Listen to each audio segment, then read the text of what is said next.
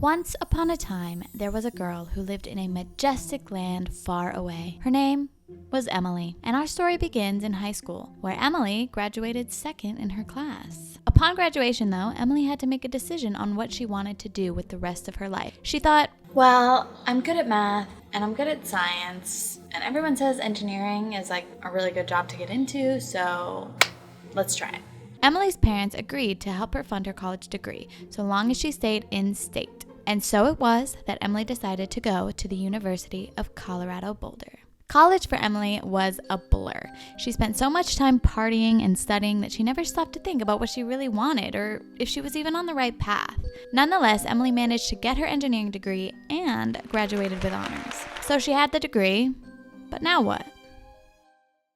Hey guys, it's me. I couldn't do that whole thing talking in third person, so let me get back into the story telling you it from my perspective. So after I graduated, I took a job at the place that I internshiped while I was in school. Basically, I was working as a test engineer. So when I wasn't just diddling my life away in my little cubicle, I was taking our large hard drive enclosures to a test facility and putting it under different shock and vibration tests in the different axes, and then analyzing the data.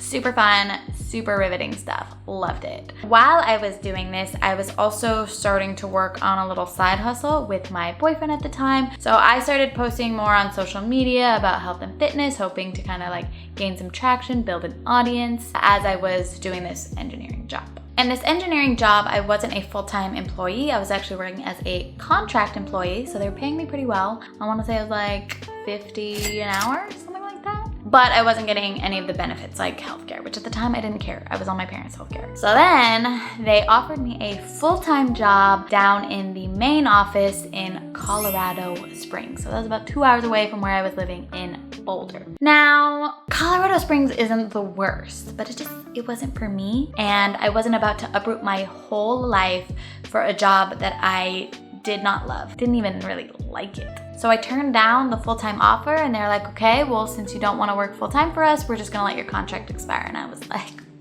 sick. So essentially I had no job and no plan. Luckily, because I was getting paid so well at Western Digital, I did have a decent amount of savings. It was good enough to last me at least like 6 months, especially because at the time I was splitting rent with someone, right? Like that's huge. So now I had all this free time and I was like, what am I gonna do with it? Well, I wanna do something that makes me happy. I'm gonna put all my time and effort into this little side hustle. So I was posting a lot more on social media. We had a couple of clients, but I was still dipping into my savings a lot. So I was like, I need to find something part-time. I go on Craigslist and I actually just randomly found a part-time remote job working in social media. The company was a paleo recipe company, but it was fully remote and I was like sick. I get to work from home. This was before COVID, working from home was normal. And I get to learn more about social media and still work on my side hustle. Then enters my new hobby.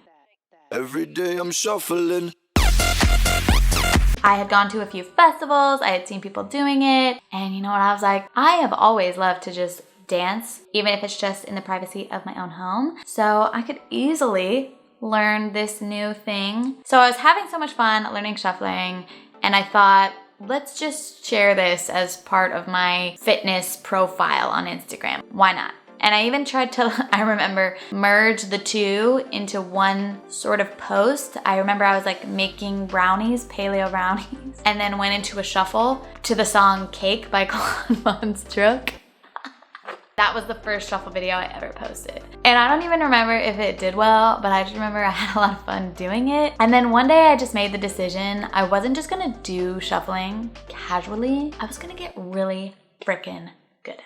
So I started shuffling a lot more and started sharing a lot more of the shuffling, and shuffling honestly really took off on my page and honestly helped me grow my following to what it is today. And so basically for a while I was working for the paleo recipe company. I was growing my social media following, still posting fitness and health stuff and food and shuffling. And then 2020 rolls around, COVID, and I lost my social media job. Poof. Goodbye. I told you guys this whole time I was building my social media, but I was never doing anything with it. What COVID kind of forced me to do was it forced me to take that leap, because I probably could have done it way before COVID happened, but I was scared, and I had this stability of having this part-time job. You know, it was paying my bills, all that stuff. I didn't need to jump, but COVID pushed me. And that's honestly a big lesson I took from COVID, is I don't want to have to be forced off the ledge or pushed off the ledge. I want to run and jump myself. And so I think a lot of the times it's easy to stay in what's comfortable, but if you really want to change, sometimes you do have to take that leap of faith. But anyways, back into our story. So I started offering shuffle lessons. I had already been doing shuffle tutorials on YouTube, and they always did really well. People said I was a good teacher, and I was like, okay, let's try one-on-one lessons. And so I was doing quite a few lessons, and it was helpful that everyone was kind of working from home because it was during COVID, right? So people kind of had that flexibility. So that was great, and that was paying my bills. But then another thing that COVID brought, my breakup. But basically where that left me was having to pay double the rent. And I was like, oh shit, I really gotta step up my game. So I started brainstorming and coming up with different ideas, and that's when I created the Shuffle Vault. The Shuffle Vault is my website that I created basically to make a directory of all the shuffling, shaping moves that I know is kind of like your one-stop shop for all things shuffle. So if you're wanting to learn how to shuffle, highly recommend checking out my website, theshufflevault.com. It's a monthly subscription, but you can also pay for a full year. But it's really easy to navigate because it's organized by playlist.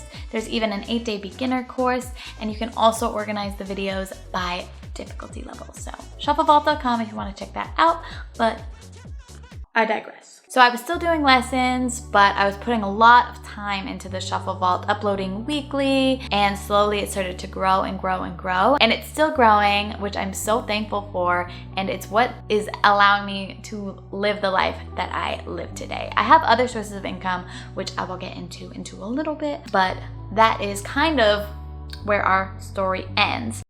Now I want to get into some questions that you guys had for me.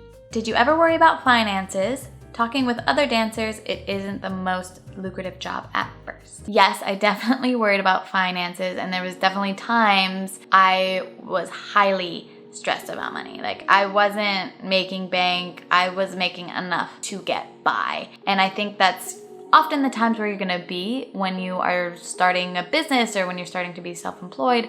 It's not gonna start off with a bang usually, you know. Is the money as good as what you would have made in STEM long term? Are you making more or less now than you were as an engineer? So I am now currently making more than I made as an engineer. Now, if I would have stayed at the company and grown, that's really hard to say. But what I will say is working for myself, I have a lot more opportunity than, you know, at a company where I'm making a salary. Usually there's like caps, depending on like what you get into, of course. But to answer your question, I am making more than I was as an engineer. Next question is, do I make money in more than one way? How I make that bread? How I get that cash? So I told you guys I have the Shuffle Vault, which is a monthly subscription. I do lessons off and on, and then I make money through Instagram and TikTok, right? There's like the creator funds that they have. I also make money off of YouTube, and I also make money off of brand partnerships. Now, most of my income comes from the Shuffle Vault, and then all of those other things I listed are secondary. Next question is, do I have stable income as a self-employed person? And the answer is yes, for me personally, because I have the Shuffle Vault, right? It's a monthly subscription, so that kind of creates stable income. If I had a different way of making money, like say it was solely off of brand partnerships, I might not have as stable income because it would be totally dependent on the brand deals that I have for that month and how much content I'm putting out and all that kind of stuff. So we've covered income and finances and how I make that bread. Next set of questions are kind of all about my mindset. One of the questions was, what was the mindset you had making a confident but uncomfortable / unknowing decision? Well, let me tell you, I was scared shitless. I also had no other option. Failure, that ain't a choice. That ain't something that can happen because I'm not going back to engineering. I think a big factor in my success was having the mindset that no matter what, I'm not gonna give up. It's the same kind of mindset I had when I was in engineering. I was like, I'm getting this degree. Or even when I was salutatorian, I was like, I'm graduating top of my class, even though I graduated second, not the point. It was just like a mental switch in my head. Same as when I decided I'm gonna get good at shuffling. It's just that sort of like commitment that really pushed me forward and drove me to make being self-employed successful. When did you feel you were ready to teach? How did you know you're good enough at something to make a career or teach it? That thought didn't exactly cross my mind. Like I wasn't like, am I good enough to teach? I just thought, I was like, I know that I could explain this better than the tutorials that are out there. I kind of understand the way that I learn and how I need things broken down. And so I just thought, you know what?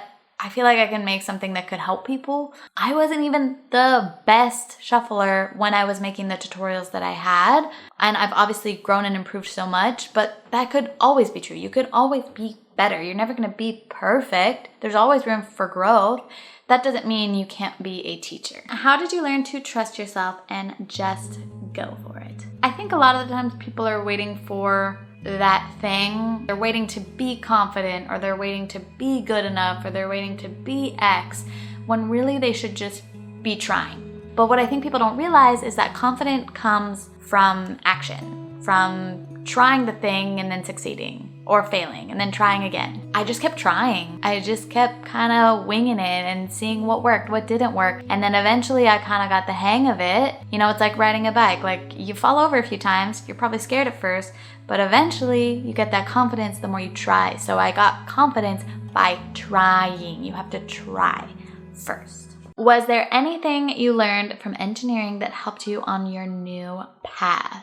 I wouldn't say that I learned from engineering, but what I learned from getting the engineering degree is that grit and perseverance can get you far. Like knowing how to do hard work, because honestly, what I do may seem easy, but getting here was not easy. That's what I learned from engineering that kind of helped me with my career today. What is your advice on finding your passion, and is it important? I do think that finding your passion is important, or finding what makes you happy. You don't have just one passion. I think you can be passionate about a lot of things, but I think the way to find it is just to try new things. Try a new hobby, try a new skill, and even if it doesn't work out, that's okay. You know what you don't like, and that's a step closer to finding your passion as well. What was your timeline from starting out to being sustainable? I started doing the social media stuff probably in like 2018. And then 2020 is when I actually started making real money off of it. So it was like 2 years to grow my social media following. And then from 2020 to 2021, I was making decent money. And then it was in 2021 to 2022 that I actually started making like good money. Like I wasn't stressed about my finances anymore. Total time was like 3 or 4 years. But again, I was not making money for like half of that time. So overall, if I had to kind of sum up some lessons that I've learned, eventually there's gonna be a jumping off point for you as a self-employed person, as an entrepreneur, where there's no going back. You can't constantly cling to the safety net if what you really wanna do is go be self-employed or start your own business, right? You can't do both forever. Eventually you're gonna have to jump off and take that leap of faith. I'm not saying go and quit your job right now, but start working towards whatever your goal is, whatever your dream is. Start, dabbling while you have a safety net. And of course, I would not be able to do what I do today or live the life that I live without you guys. So I just want to say again how grateful I am for you, truly from the bottom of my heart. I appreciate you guys and your support so much. I love you, and I'm getting back to YouTube. I know you guys miss me, I miss you, and I'm getting back to it. So I will have more tutorials and more videos for you guys soon. I'll see you in the next one.